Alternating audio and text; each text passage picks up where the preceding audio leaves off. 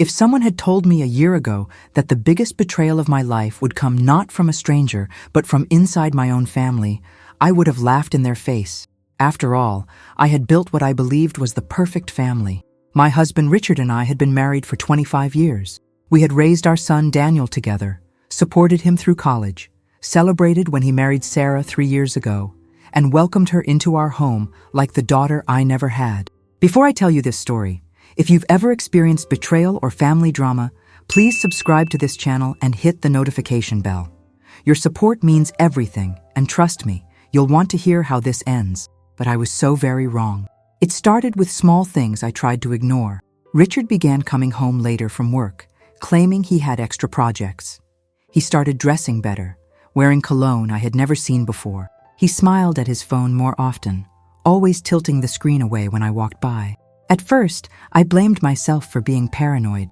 We had been married for 25 years. Surely I knew this man better than anyone. Then came the Sunday dinners. Every Sunday, Daniel and Sarah came over for dinner. It was our family tradition, something I looked forward to all week. I would spend Saturday preparing Richard's favorite pot roast, baking fresh bread, setting the table with our good china. But over the past 6 months, these dinners had changed. Richard would sit next to Sarah instead of at the head of the table where he always sat. He would laugh at her jokes a little too loudly. He would offer to help her with her coat, refill her wine glass before it was even half empty, compliment her dress, her hair, her perfume. At first, I thought he was just being a good father-in-law. Sarah was lovely after all. She was 28 years old, beautiful, charming, with long dark hair and green eyes that seemed to light up every room. She worked as a graphic designer, and Richard would spend hours asking her about her projects, leaning in close to look at the designs on her phone, their heads almost touching. I told myself I was imagining things. I told myself that a man in his 50s wouldn't fall for his son's wife. I told myself that Richard loved me, that our marriage was solid, that 25 years meant something. I was wrong about all of it. The truth revealed itself on a Tuesday afternoon. I had come home early from my volunteer work at the library because I wasn't feeling well. When I pulled into our driveway, I saw Sarah's car parked on the street. That was strange. It was 2 o'clock on a Tuesday afternoon. Daniel would be at work at the engineering firm. Sarah should have been at her design studio. I walked into my house quietly, planning to surprise them if they were inside. Maybe Sarah had stopped by to plan a surprise for Daniel's birthday next month. Maybe she needed to borrow something. Maybe there was a perfectly innocent explanation.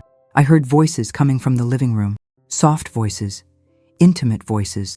Voices that made my stomach turn cold. I stood in the hallway, frozen, listening to my husband's voice, saying words I had not heard in years. I can't stop thinking about you. This is wrong. I know it's wrong, but I can't help how I feel. Sarah's response was soft, almost a whisper. Richard, we can't keep doing this. What about Helen? What about Daniel? I know. But when I'm with you, I feel alive again. Helen and I, we've been married for so long. It's comfortable, but it's not. It's not like this. Comfortable. 25 years of marriage reduced to a single word. Comfortable. I don't remember walking into the living room. I don't remember the expression on their faces when they saw me standing in the doorway. I don't remember if I was crying or if I was too shocked for tears. What I do remember is the look they exchanged. Not guilt, not shame, just frustration. Frustration at being caught. Helen.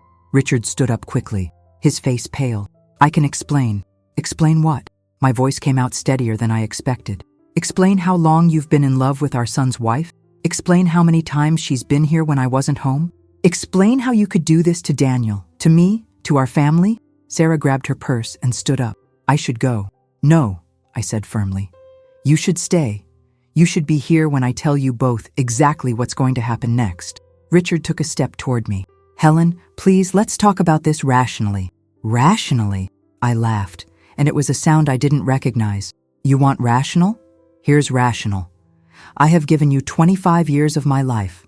I put you through graduate school while working 2 jobs. I raised our son while you built your career. I made this house a home.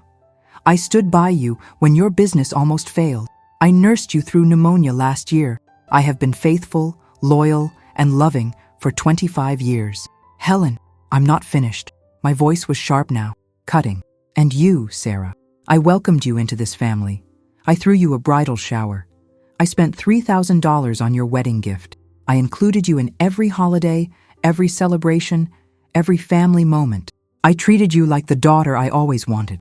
Sarah's eyes filled with tears, but I felt nothing. No sympathy, no compassion, just a cold, clear rage. How long? I asked. How long has this been going on? They looked at each other again.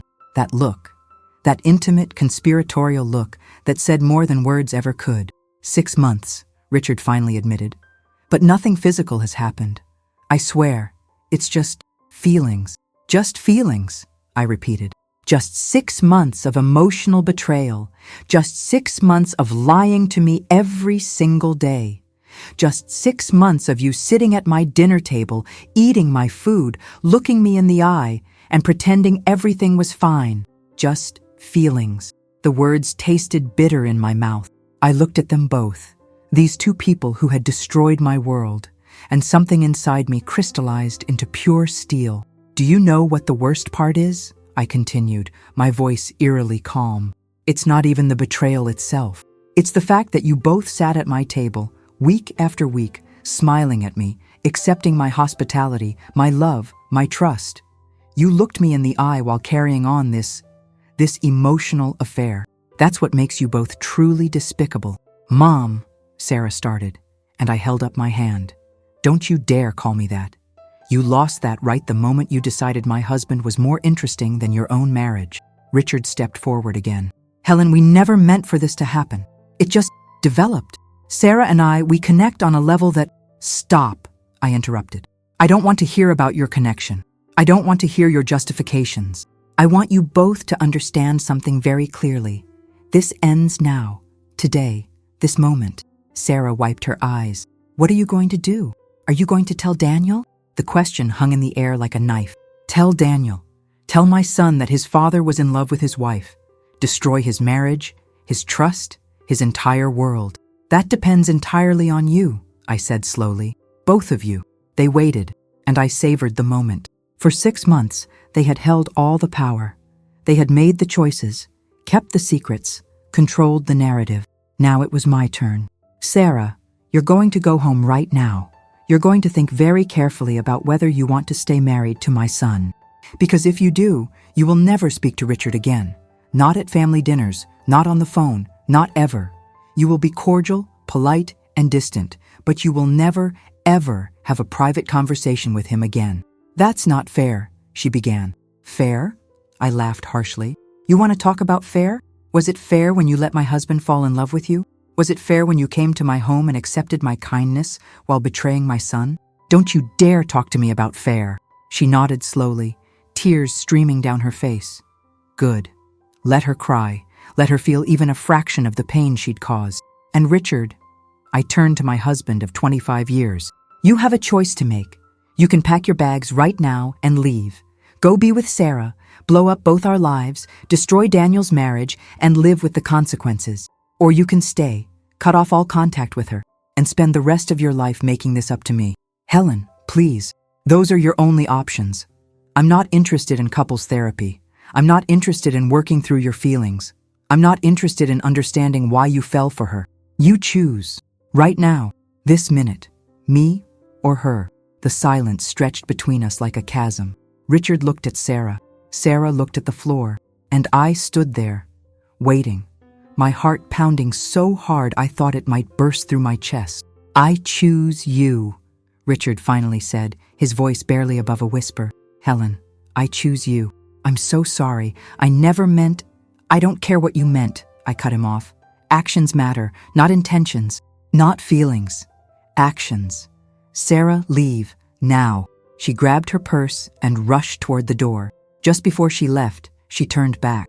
I'm sorry, she whispered. I said nothing, just watched her leave. Watched her walk out of my house, hopefully out of my life forever. When the door closed, I turned to Richard. He looked smaller somehow, diminished. The man I had loved for 25 years seemed like a stranger. You will sleep in the guest room, I told him. You will give me your phone password. You will show me every message, every email, every contact. You will be transparent about where you go, who you see, what you do. You will earn back my trust, or you will leave. Those are the terms. Okay, he agreed immediately. Okay, whatever you need. I need you to leave me alone right now, I said, my voice finally cracking. I need you to go upstairs and give me space to breathe. He nodded and left the room. I heard his footsteps on the stairs, heard the guest room door close, and then, finally alone, I collapsed onto the sofa, the same sofa where I had found them, and let myself fall apart. I cried for hours, cried for my marriage, for my trust, for the future I thought I had. Cried for Daniel, who had no idea his wife and father had betrayed him. Cried for myself, for the woman I had been that morning who still believed in her perfect family. When I finally stopped crying, it was dark outside. The house was silent. I felt empty, hollowed out, like a shell of the person I used to be. But I also felt something else. Something I hadn't expected. I felt powerful. For 25 years, I had been the supportive wife, the understanding mother, the peacekeeper, the one who smoothed over conflicts and made sure everyone else was happy. But in that moment, standing in my living room, confronting the two people who had betrayed me most, I had found my voice. I had set boundaries. I had demanded respect, and they had listened. I got up slowly, went to the kitchen, and poured myself a glass of wine. The same wine we had served at last Sunday's dinner. The same dinner where Richard and Sarah had looked at each other with those intimate glances. I took a sip and made a decision. This was not going to break me. This betrayal, as devastating as it was, would not define me. I would survive this. I would come out stronger. But first, I had to decide what to do about Daniel. The question haunted me for days. Should I tell Daniel? Should I shatter his world the way mine had been shattered? Or should I let him continue in blissful ignorance, married to a woman who had emotional feelings for his father? I went through the motions of daily life like a ghost. I made breakfast. I went to my volunteer shifts at the library. I cleaned the house. But inside, I was hollow. Every room held memories that now felt tainted. The kitchen where I had cooked countless family meals. The dining room where we had celebrated birthdays and holidays. The living room where I had found them together. Richard tried to talk to me multiple times. He brought me flowers. He wrote me letters. He kept showing me his phone to prove he wasn't contacting Sarah. But I couldn't look at him without seeing that moment again. The two of them sitting close, his voice soft as he told her he couldn't stop thinking about her. On Thursday night, 4 days after the discovery, Daniel called to ask about Sunday dinner. "Mom, are we still on for this week? Sarah was wondering if we should bring anything." My heart clenched. Sarah, still pretending everything was normal. Still playing the role of dutiful daughter-in-law. "Actually, honey," I heard myself say, "can you come over tonight? Just you. I need to talk to you about something." There was a pause. "Is everything okay? Is it about Dad? Is he sick?" "No, he's fine. I need to see you. Alone." "Okay, Mom. I'll be there in 20 minutes. When I hung up, Richard was standing in the doorway. He looked terrified. "What are you going to tell him?" he asked. "The truth," I replied. "He deserves to know what kind of woman he married, what kind of father he has. Helen, please, think about what this will do to him. Think about his marriage." "His marriage?" I turned to face him fully. "His marriage is already a lie, Richard. His wife is in love with his father. What kind of marriage is that?" "She's not in love with me," he protested weakly. We connected. But she loves Daniel. I know she does. Then she should have kept her connection with you professional. She should have remembered she was married to your son. She should have respected me, respected him, respected this family." Richard sank into a chair. "If you tell him, he'll never forgive me. I'll lose my son." "Then you should have thought of that 6 months ago." When Daniel arrived, I made him tea, the way I had done since he was a child, whenever we needed to have important conversations. He sat at the kitchen table, looking worried. "Mom, you're scaring me. What's going on?" I took a deep breath. This was it, the moment that would change everything. I could still back out. I could make up something else. I could protect Daniel from this pain. But then I thought about Sarah, sitting at my table week after week, smiling at me while harboring feelings for my husband. I thought about Richard, choosing to pursue those feelings instead of shutting them down. I thought about the lies, the secrecy, the betrayal. No, Daniel deserved the truth. "There's no easy way to say this," I began, "so I'm just going to be direct. Your father has developed feelings for Sarah, and she has feelings for him. They've been having what I would call an emotional affair for the past 6 months. Daniel stared at me. For a long moment he said nothing. He just stared, processing, trying to make sense of words that made no sense. "What?" he finally whispered. "I found them together on Tuesday, here, in this house. They were talking about their feelings for each other, about how wrong it was, but how they couldn't help it." "No," Daniel shook his head. "No, that's not possible. Sarah loves me. Dad loves you. They wouldn't—" "I heard them, Daniel. I heard your father tell Sarah he couldn't stop thinking about her. I heard her talk about how they couldn't keep doing this. There's no misunderstanding. It happened." My son's face crumbled. I watched him process the betrayal, watched him go through the same stages I had gone through. Denial, confusion, hurt, anger. "Where is he?" Daniel's voice was cold now. "Where's Dad?" "He's upstairs. He's been staying in the guest room since Tuesday." Daniel stood up so fast, his chair fell backward. He stormed out of the kitchen, and I heard his footsteps pounding up the stairs. I heard the guest room door slam open. I heard yelling. Daniel's voice raised in fury. Richard's trying to explain, trying to apologize. I stayed in the kitchen, listening to my family fall apart. After what felt like hours but was probably only 20 minutes, Daniel came back downstairs. His eyes were red, his face pale. "I need to go home," he said. "I need to talk to Sarah." "Daniel, thank you for telling me," he interrupted. "I know that must have been hard, but I need to deal with this now. I need to know if my marriage is even real." I hugged him tightly. "Whatever you decide, whatever you need, I'm here. I'm always here." He nodded and left. I heard his car start, heard him drive away, and then the house was silent again. Richard came downstairs slowly. His face was blotched from crying.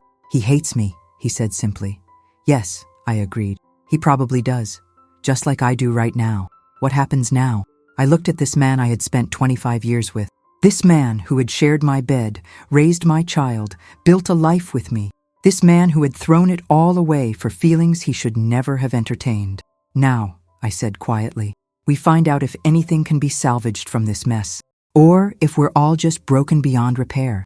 Daniel didn't come home that night, or the next night, or the night after that. I called him repeatedly, but he wouldn't answer. I texted, asking if he was okay, if he needed anything. No response. It was as if he had vanished from my life, along with my sense of security. Richard, on the other hand, was everywhere. He followed me around the house like a lost puppy, apologizing constantly, trying to explain, trying to make me understand. But I didn't want his explanations. I didn't want his apologies. I wanted my life back. The life where I trusted my husband. The life where my son called me every day. The life where Sunday dinners meant something. On the 5th day after I told Daniel, my sister Margaret called. We hadn't spoken in months. We had drifted apart over the years, busy with our own lives. But somehow she had heard what happened. Small town. Word travels fast. "Helen," she said without preamble, "I heard about Richard and Sarah. Are you okay?" I started crying. I hadn't cried since that first day, but hearing my sister's voice, hearing genuine concern from someone who wasn't trying to defend themselves or make excuses, broke something open inside me. "No," I admitted. "I'm not okay. My marriage is a lie. My son won't talk to me. I don't know what to do." "Come stay with me," Margaret said immediately. "Get out of that house. Get away from Richard. Come here and we'll figure this out together." "I can't just leave." "Why not? What's keeping you there? Your husband who betrayed you, your daughter-in-law who fell for him, the memories of a family that doesn't exist anymore." She was right. What was keeping me there? 2 hours later, I had a suitcase packed. Richard watched from the guest room doorway as I moved through our bedroom, taking clothes, toiletries, my laptop, my phone charger. "Where are you going?" he asked quietly. "To Margaret's, in Boston. I need space. I need time to think." "For how long?" "I don't know, Richard. Maybe a week, maybe a month, maybe forever." His face crumpled. "Helen, please don't leave. We can work through this. I'll do anything. I'll go to counseling. I'll quit my job. You'll what?" I interrupted. "You'll undo 6 months of betrayal? You'll take back the things you said to her? You'll erase the fact that you chose to pursue feelings for our son's wife instead of shutting them down?" I made a mistake. A mistake is forgetting to take out the trash. A mistake is missing an anniversary. This wasn't a mistake, Richard. This was a choice, a series of choices. choices you made every single day for 6 months. I zipped up my suitcase and looked at him one last time. The man I had loved for 25 years looked old suddenly, tired, broken, but I felt nothing. No sympathy, no love, not even anger anymore. Just emptiness. "I'll call you when I'm ready to talk," I said. "Until then, leave me alone." I drove to Boston in silence. No music, no podcasts, just the hum of the highway and my own thoughts. Thoughts about how I had wasted 25 years. Thoughts about whether Daniel would ever forgive me for telling him. Thoughts about Sarah and whether she was still with my son or if that marriage was over too. Margaret lived in a small apartment in Cambridge. She was a professor at MIT, never married, no children. We had always been different. She was the academic, I was the homemaker. She was the independent one, I was the wife. But when she opened her door and pulled me into a hug, those differences didn't matter. "You look terrible," she said bluntly. "When's the last time you ate?" I couldn't remember. She made me soup, chicken noodle, from a can, nothing fancy. But it was the first thing I had tasted in days. We sat at her small kitchen table and she let me talk. And talk and talk. I told her everything. The Sunday dinners, the discovery, the confrontation, telling Daniel, Richard's apologies, everything. "What do you want to do?" she asked when I finally fell silent. "I don't know," I admitted. "Part of me wants to fight for my marriage.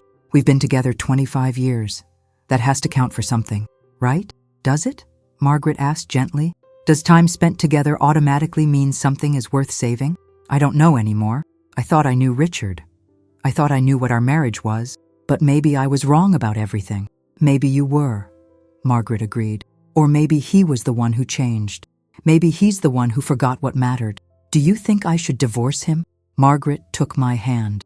"I think you should ask yourself what you want your life to look like a year from now, 5 years from now, 10 years from now. Do you see Richard in that future? And if you do you see him because you love him or because you're afraid to be alone?" The question hit me hard. Was I afraid to be alone? I had been with Richard since I was 23 years old. I didn't know how to be alone, didn't know who I was without him. "I need to find out who I am," I said slowly. "Before I decide anything about my marriage, I need to figure out who Helen is. Not Richard's wife, not Daniel's mother, just Helen." "Then that's what you'll do," Margaret said firmly. "You'll stay here as long as you need. You'll figure out who you are. And then you'll make your decision from a place of strength, not fear." That night, I slept in Margaret's guest room. It was small, simple, nothing like my comfortable bed at home. But for the first time in days, I slept through the night. No nightmares, no waking up in panic, just sleep. When I woke up the next morning, I felt something I hadn't felt in a long time: hope. I stayed with Margaret for 3 weeks. During that time, I discovered parts of myself I had forgotten existed. The Helen who loved art museums. The Helen who enjoyed long walks through the city. The Helen who could sit in a coffee shop with a book for hours without feeling guilty about neglecting someone else's needs. Margaret introduced me to her colleagues, her friends. I attended lectures at MIT, went to poetry readings in small bookstores, explored neighborhoods I had never heard of, and slowly, very slowly, I started to feel alive again. Richard called every day. At first, I didn't answer. Then, after a week, I started picking up. The conversations were brief, awkward. He would tell me he loved me, that he was sorry, that he was going to counseling. I would listen in silence and then make an excuse to hang up. But it was a text from Daniel that finally broke through the wall I had built around my heart. "Mom, can we talk? I need to see you." We met at a small cafe in Cambridge. When Daniel walked in, I barely recognized him. He had lost weight. His eyes were hollow, tired. He looked like he had aged 10 years in 3 weeks. "Hi, Mom," he said quietly, sitting across from me. "Hi, sweetheart." I reached across the table and took his hand. "How are you?" He laughed bitterly. "How am I? My wife was in love with my father. My father betrayed me. My entire family fell apart. How do you think I am?" "I'm so sorry," I whispered. "I'm sorry I had to be the one to tell you. I'm sorry this happened. I'm sorry for everything." "Don't apologize," he said firmly. "You didn't do anything wrong. You told me the truth. That took courage." "What happened with Sarah?" I asked carefully. Daniel took a deep breath. "She moved out. We're getting divorced. She said she couldn't stay married to me knowing that she had feelings for Dad. She said it wouldn't be fair to either of us. Oh, Daniel, it's okay, he interrupted. I mean, it's not okay. It hurts like hell, but it's the right thing. I can't be married to someone who loves my father. That's too much. And your dad? His face hardened. I haven't spoken to him since that night. I don't know if I ever will. How do you forgive something like that? How do you forgive your father for falling in love with your wife? I don't know, I admitted. I'm struggling with the same question. How do I forgive 25 years of marriage being thrown away? How do I trust him again? Are you going to stay with him? Daniel asked. I had been asking myself that question for 3 weeks. In Margaret's apartment, in the museums, in the coffee shops, on the long walks through the city, and I still didn't have a clear answer. I don't know yet, I said honestly. Part of me wants to. 25 years is a long time. We built a life together. We raised you together. Those memories, those experiences, they were real. The love was real, at least for me. But I don't know if I can ever look at him the same way again. Every time I close my eyes, I see him sitting on that couch with Sarah. I hear his voice telling her he can't stop thinking about her. That image, that moment, it's burned into my brain. Daniel nodded slowly. Mom, can I tell you something? Something I probably should have told you a long time ago? Of course. Dad has always had a wandering eye. When I was growing up, I would notice how he looked at waitresses, at my friends' moms, at women on the street. He never did anything, or at least I never caught him. But there was always this restlessness, like he was looking for something he couldn't find. The words hit me like a physical blow. All these years, I had been blind, or maybe I hadn't wanted to see.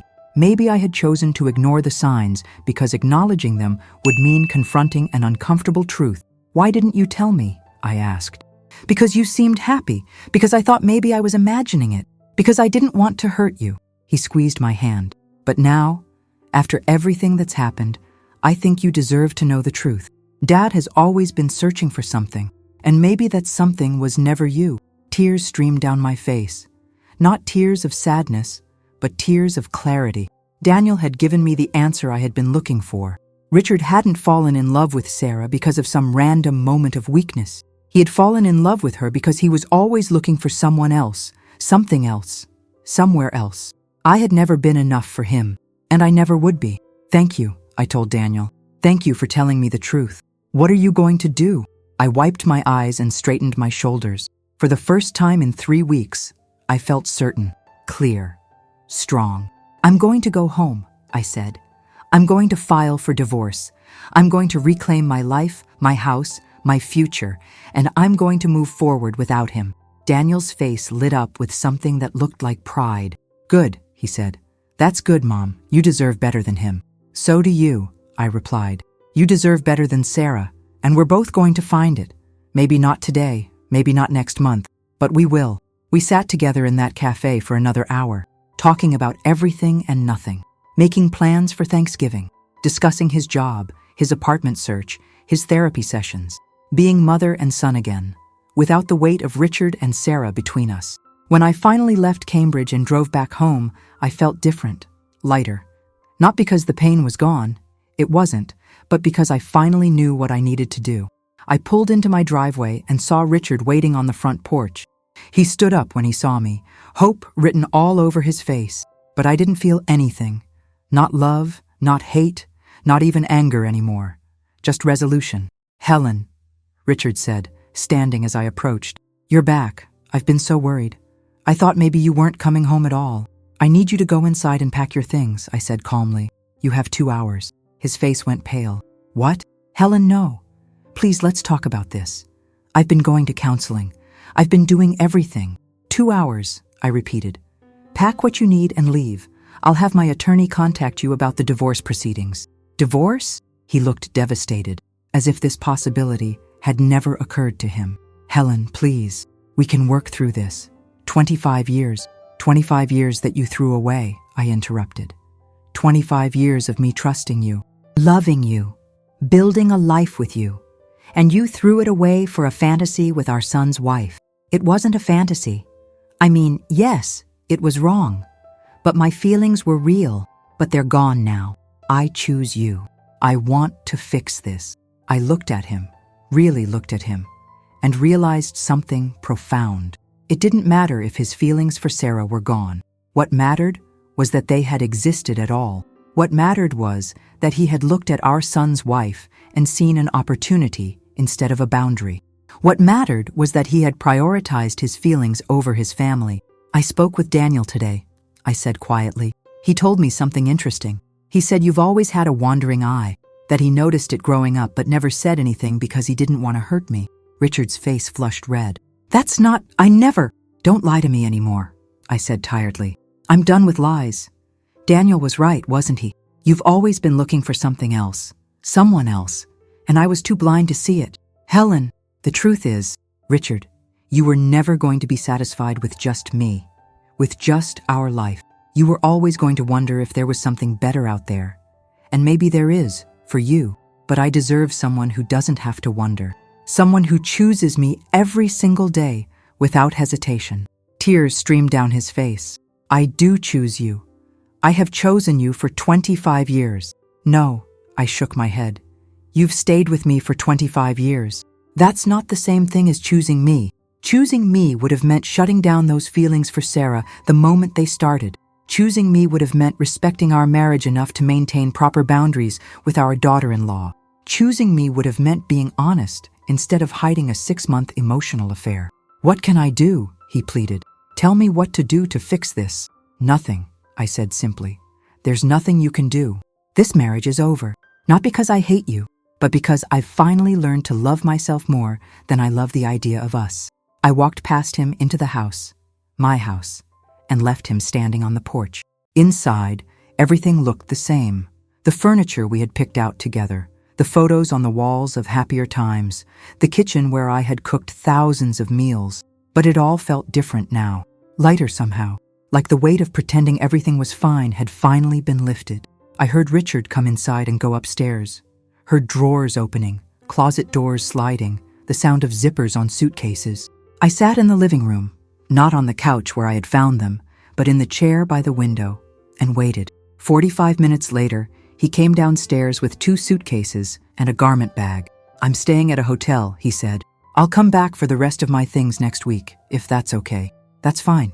Call first." He lingered in the doorway, looking like he wanted to say something else, looking like he was waiting for me to change my mind, to tell him to stay, to give him one more chance, but I said nothing, just watched him leave.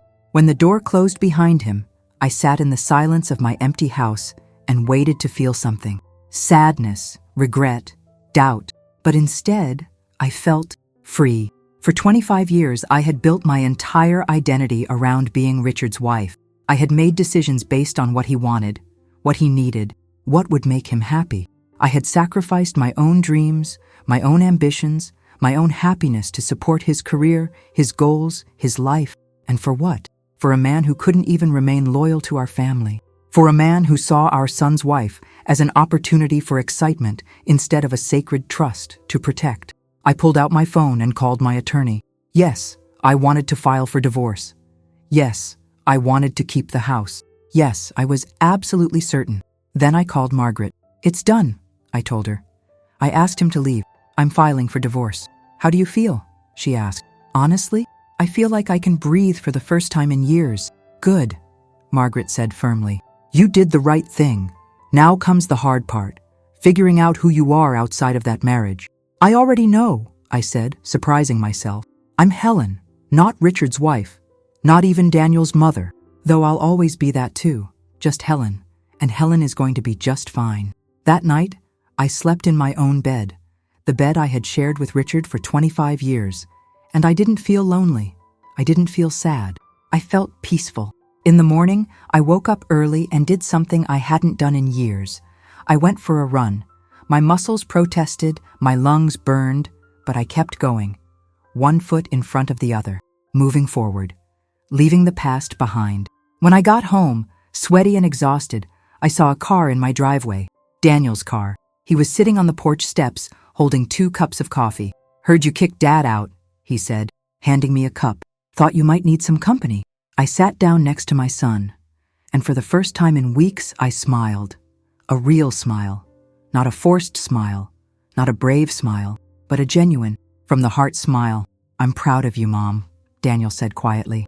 "It took courage to do what you did. It took courage to tell me the truth about your dad." I replied, "Thank you for that." We sat together in comfortable silence, drinking our coffee, watching the sun rise, and I realized something profound. My family wasn't broken. It was just different now, smaller perhaps, but stronger, more honest, more real. The divorce process took 6 months. 6 months of lawyers, paperwork, negotiations. 6 months of dividing a life we had built together into 2 separate existences. Richard wanted to fight for the house, but I held firm. This was my home. I had made it a home. He could find somewhere else to build his next life. In the end, he didn't fight too hard. Maybe because he knew he was wrong. Maybe because he was tired. Or maybe finally, he realized that letting go was the kindest thing he could do for me. During those 6 months, I discovered who Helen really was. I joined a book club at the library where I volunteered. I took a painting class at the community center. I started running every morning and eventually worked my way up to a 5-kilometer race. I traveled to Boston to visit Margaret twice, and we talked about me applying to graduate school, something I had always wanted to do but had put aside when I married Richard. I also started therapy, not couples therapy, not therapy to fix my marriage, but therapy for me, to understand why I had spent 25 years making myself smaller to fit into Richard's life, to learn how to set boundaries, to figure out who I was beyond being someone's wife. My therapist, Dr. Martinez, asked me one day, "What do you want your life to look like 5 years from now?" I thought about it for a long time. I want to wake up in the morning excited about the day ahead. I want to have work that fulfills me, relationships that nourish me, hobbies that challenge me. I want to look in the mirror and recognize the woman looking back at me. "And do you see Richard in that future?" she asked gently. "No," I answered without hesitation. "That chapter is closed." Daniel and I grew closer during this time. He moved into an apartment not far from my house, and we started having dinner together once a week. Not Sunday dinners. Those were too painful, too tied to memories of what our family used to be. But Tuesday dinners, a new tradition for our new reality. He told me about his divorce from Sarah. It had been finalized a month before mine. She had moved to another state, taken a job with a design firm in California. They had no children, no shared property to divide, just the wreckage of trust and the echo of what might have been. "Do you hate her?" I asked one Tuesday evening. Daniel considered the question. "No," he said finally. "I'm angry, I'm hurt, but I don't hate her. I think she was confused. I think she mistook admiration for love, and I think Dad took advantage of that confusion." "Do you hate him?" "Sometimes," he admitted. "But mostly, I just feel sad. Sad that he threw away his relationship with me. Sad that he hurt you. Sad that our family will never be what it was."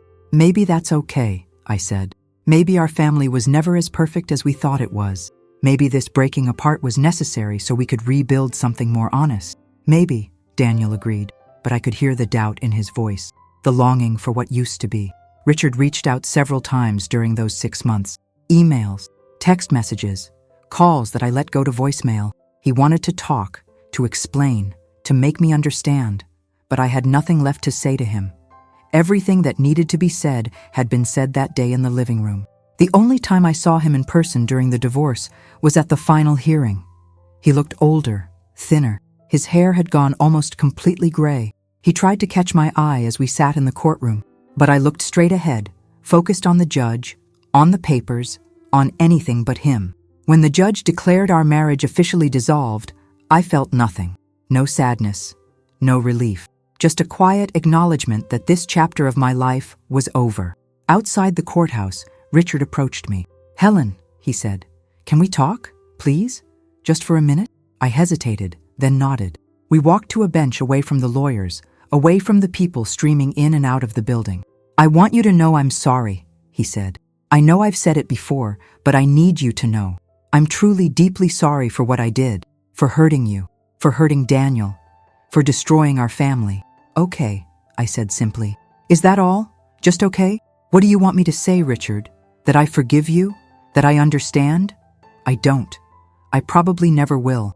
You made choices that destroyed the life we built together. You fell in love with our son's wife. You lied to me for 6 months, and now we're here, divorced, with a son who barely speaks to you." "I know," he whispered. "I know all of that, but I need you to know that I did love you. For all those years, I loved you." "Maybe you did," I said, "but it wasn't enough. Love isn't just a feeling, Richard. It's a choice. It's a commitment. It's protecting the person you love from harm, even when that harm might come from your own desires. And you didn't do that. You chose your feelings over your family." He was crying now, silent tears streaming down his face. Part of me wanted to comfort him. 25 years of being his wife didn't just disappear, but I stayed seated, hands folded in my lap, watching him grieve for what he had lost. "I hope you find happiness," I said finally. "I really do, but not with me, and probably not with Sarah either. I hope you find happiness with yourself first, because until you figure out why you needed to look outside our marriage for fulfillment, you're going to keep making the same mistakes." I stood up to leave, and he grabbed my hand. "Helen, wait. Can we at least be friends? Eventually? For Daniel's sake?" I looked down at his hand holding mine, the hand that had held mine on our wedding day, that had held our newborn son, that had held me through good times and bad, and I gently pulled away. "No, Richard, we can't be friends, but we can be civil. We can both show up for Daniel's important moments without making it about us. We can be adults who share a history, but friends? That requires trust. And I will never trust you again." I walked away from Richard that day and didn't look back, not out of cruelty, but out of self-preservation. Looking back meant reopening wounds that were finally starting to heal. The year following my divorce was transformative. I applied to graduate school and was accepted into a master's program in library science. At 53 years old, I became a student again. Walking into that first class, surrounded by people half my age, I felt both terrified and exhilarated. But something unexpected happened. My age, my experience, my perspective, they became assets, not liabilities. The younger students sought me out for advice. Professors appreciated my thoughtful contributions. I had spent so many years thinking my best days were behind me, and suddenly I was discovering they might just be ahead. I made new friends, real friends. Not couple friends who would have to choose sides. Not Richard's colleagues' wives, who I had nothing in common with except our husbands' careers. But real friends who liked me for me, who wanted to spend time with Helen, not just Mrs. Richard Thompson. There was Patricia from my painting class, a widow who had lost her husband to cancer 3 years earlier. She understood loss in a way that felt comforting rather than pitying. There was James from my book club, a retired teacher who could debate literature for hours and made me laugh with his dry wit. There was my running group, 5 women who met every Saturday morning to run, talk, support each other through life's challenges. They knew my story. They had held me when I cried during those first months. And now they celebrated every victory, every step forward, every moment of joy I reclaimed. Daniel continued to heal too. He started dating again, carefully, cautiously. He brought his new girlfriend to dinner one Tuesday, a kind woman named Emily who worked as a veterinarian. She was nothing like Sarah. She was genuine, grounded, real, and watching Daniel smile at her across my kitchen table, I felt hopeful that he would find happiness again. "She's wonderful," I told him after Emily left. "She is," he agreed. "I'm taking it slow. I'm not rushing into anything. But Mom, I think I'm ready to trust again." "I'm so proud of you," I said, and I meant it. After everything he had been through, he was choosing to remain open, to believe in love. That took courage. "What about you?" he asked. "Are you dating?" I laughed. "Me? No. I'm focusing on myself right now. Maybe someday, but there's no rush. I'm happy, Daniel. For the first time in a very long time, I'm genuinely happy." And I was. I had my classes, my friends, my running, my painting, my books. I had Tuesday dinners with Daniel. I had Sunday brunches with Margaret when she visited. I had a life that was entirely my own, built on my choices, my dreams, my passions. One Saturday morning, 18 months after the divorce, I ran my first 10-kilometer race. Daniel and Emily came to cheer me on. Margaret drove down from Boston. Even some of my classmates from graduate school showed up with signs and noisemakers. As I crossed the finish line, exhausted and exhilarated, I felt something profound. This moment, surrounded by people who loved me, celebrating an achievement I had worked hard for, in a body I had reclaimed, in a life I had rebuilt. This was freedom. This was joy. This was everything I had been missing in my marriage without even knowing it. After the race, we all went out for breakfast. We laughed, told stories, made plans for the next race, and sitting there, surrounded by this beautiful community I had built, I realized I hadn't thought about Richard in weeks. He had become part of my past, but he no longer defined my present or my future. Later that evening, as I soaked my sore muscles in a hot bath, my phone rang. It was an unknown number. I almost didn't answer, but something made me pick up. Hello? Helen? It's Sarah. My heart stopped. Sarah. I hadn't heard from her since the divorce. Hadn't even thought about her in months. What do you want? I asked, my voice cold. I know I have no right to call you, she said quickly. I know that. But I need to say something, and I need you to listen. I considered hanging up, but curiosity won out. You have 5 minutes. I'm in therapy, she began. Have been for the past year, working through why I did what I did, why I let myself develop feelings for Richard, why I betrayed Daniel and you and myself. And what did you discover? I asked flatly. That I was looking for a father figure, she said, her voice breaking. My own father left when I was young, and Richard, he paid attention to me. He made me feel special, and I was stupid enough to mistake that attention for love. I was stupid enough to think what I felt was real. It hurt real people, I said sharply. Your confusion, your daddy issues, your need for attention, it destroyed my marriage. It broke my son's heart. It shattered a family. I know, she whispered. I know all of that, and I will spend the rest of my life regretting it. I'm not calling to ask for forgiveness. I know I don't deserve that. I'm calling to tell you that you were right. That day in your living room, when you confronted us, you said I had betrayed Daniel, betrayed you, betrayed myself. And you were absolutely right. Why are you telling me this now? Because you deserve to know that you weren't crazy, that your instincts were right, that everything you felt, everything you said, was valid. And because I want you to know that what happened wasn't your fault. You were a wonderful mother-in-law. You were kind to me, and I threw that kindness back in your face. For a long moment, I said nothing, processing, thinking, feeling. Thank you for calling, I finally said. I appreciate you taking responsibility. But Sarah, I don't want to hear from you again. I've moved on. I've rebuilt my life. And I don't have room in it for reminders of what you and Richard did. I understand, she said quietly. I hope you're happy. Helen, I hope you found peace. I have, I said firmly. Goodbye, Sarah. I hung up and sat in the cooling bathwater, processing the conversation. And I realized something profound. Sarah's apology didn't change anything for me. It didn't erase the past. It didn't heal wounds that had already healed on their own.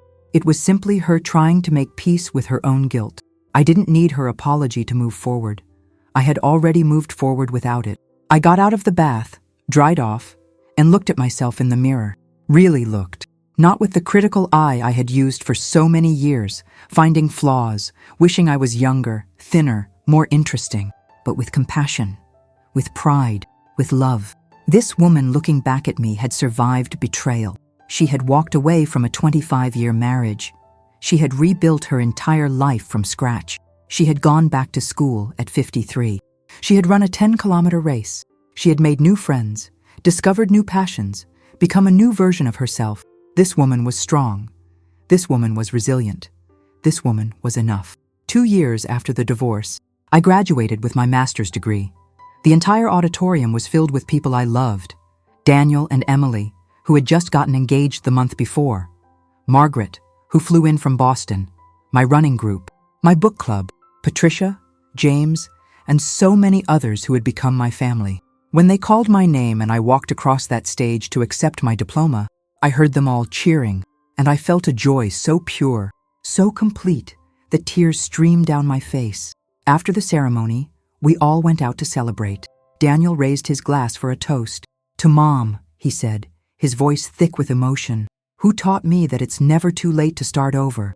That betrayal doesn't define you unless you let it. That strength comes from choosing yourself, even when it's hard. I love you, and I'm so proud of you. Everyone clinked glasses, and I looked around at these beautiful faces, these people who had supported me, believed in me, loved me through the hardest season of my life. I want to say something too, I said, standing up. 2 years ago, my world fell apart. My marriage ended. My family broke. Everything I thought I knew about my life turned out to be built on sand, and I thought that was the end of my story. I paused, wiping tears, but it wasn't the end. It was the beginning. The beginning of discovering who Helen really is. The beginning of building a life based on truth instead of illusion. The beginning of surrounding myself with people who love me for me, not for what I can give them or how I make them look. I looked directly at Daniel. My son taught me courage. He showed me that even after the worst betrayal, we can choose to remain open to love. We can choose to trust again. We can choose to build something beautiful from the ashes. Then I looked at Margaret. My sister taught me that family isn't just blood. It's the people who show up when you need them most, who open their homes and their hearts without hesitation. I looked at my friends, and all of you taught me that life after 50 can be the most vibrant, exciting, fulfilling time of all, that it's never too late to pursue dreams, that reinvention is possible at any age. I raised my glass. So here's to new beginnings, to choosing yourself, to building a life that's authentic and true, to surrounding yourself with people who see you, really see you, and love you anyway. Thank you all for being part of my journey. We drank, we laughed, we told stories late into the night, and when I finally got home, exhausted but happy, I felt complete in a way I had never felt during my marriage. The next morning, I woke up early and went for a run. It was a beautiful spring day, the kind where everything feels new and possible. As I ran through my neighborhood, the same streets I had walked as Richard's wife, but now as my own woman, I thought about everything that had happened. The betrayal had been devastating. The divorce had been painful. The rebuilding had been hard, but every step of that journey had led me here, to this moment, to this life that was wholly and completely mine. I thought about Richard sometimes, wondered if he was happy, wondered if he had learned anything from losing his family. But mostly, I didn't think about him at all. He had become a chapter in my story, not the story itself. I thought about Sarah even less. Her apology had been sincere. I believed that. But it had also been irrelevant. She was part of my past, and my past no longer held power over my present. What held power was this: the sunrise painting the sky in shades of pink and gold, the rhythm of my feet hitting the pavement, the strength in my legs, the air in my lungs, the life I had built brick by brick, choice by choice, day by day. I ran past the park where Daniel used to play as a child, past the library where I volunteered, past the coffee shop where my book club met every month, past all these places that held memories, some painful, some joyful, all real. And I realized that this was what healing looked like. Not forgetting, not pretending it never happened, but integrating the past into who you are while refusing to let it define who you become. 6 months later, something unexpected happened. I met someone. His name was Thomas. He was a professor in the history department at the university where I had taken a job after graduation. He was kind, funny, thoughtful, and most importantly, he saw me, really saw me. Not as someone's wife or mother, but as Helen. We took things slowly. Coffee turned into dinner. Dinner turned into long walks. Long walks turned into weekend trips. And through it all, I was honest about my past, about the betrayal, about my fears. I understand if that's too much baggage, I told him one evening. He took my hand and smiled. Helen, we all have a past. We've all been hurt. We've all made mistakes. What matters isn't what happened to you. It's who you chose to become because of it. And from where I'm standing, you chose to become someone pretty extraordinary. I didn't know if Thomas was my forever. Maybe he was, maybe he wasn't. But what I did know was that I wasn't rushing into anything. I wasn't trying to fill a void or prove anything to anyone. I was simply enjoying getting to know someone who made me laugh, who challenged me intellectually, who respected me completely. And if it worked out, wonderful. If it didn't, I would be okay. Because I had learned the most important lesson of all. I didn't need someone else to complete me. I was already whole. Now, 3 years after that devastating Tuesday afternoon when I discovered my husband's betrayal, I can honestly say I'm grateful. Not grateful for the pain, not grateful for the betrayal, but grateful for the journey it forced me to take. I'm grateful for discovering my own strength, for learning that I could survive what I thought would destroy me, for realizing that my worth isn't tied to someone else's ability to see it. I'm grateful for my relationship with Daniel, which is stronger now than it ever was. We survived a storm together, and it forged a bond that nothing can break. I'm grateful for the friendships I've built, the education I've pursued, the life I've created. Every piece of it is mine. Earned, chosen, real. And I'm grateful for the woman I see in the mirror every morning. She's not perfect. She still has hard days. She still carries scars. But she's authentic. She's strong. She's free. That woman? She's enough. More than enough. She always was. If you've made it this far, thank you for listening to my story. If you're going through something similar, if you've been betrayed, if you're trying to rebuild, if you're wondering if you'll ever feel whole again, I want you to know something. You will survive this. You will rebuild. You will discover parts of yourself you never knew existed. And one day, you'll wake up and realize that the thing that broke you actually freed you. It won't be easy. It won't be quick. But it will be worth it. If this story resonated with you, please subscribe to this channel. Share it with someone who needs to hear it. Leave a comment telling me your story. You're not alone in this journey. We're all walking our own paths toward healing, toward strength, toward becoming who we were always meant to be. And remember, betrayal doesn't define you. How you respond to it does. Choose yourself. Choose healing. Choose to believe that your best days aren't behind you. They're ahead. Thank you for being here. Thank you for listening. And thank you for being brave enough to keep going, even when it's hard.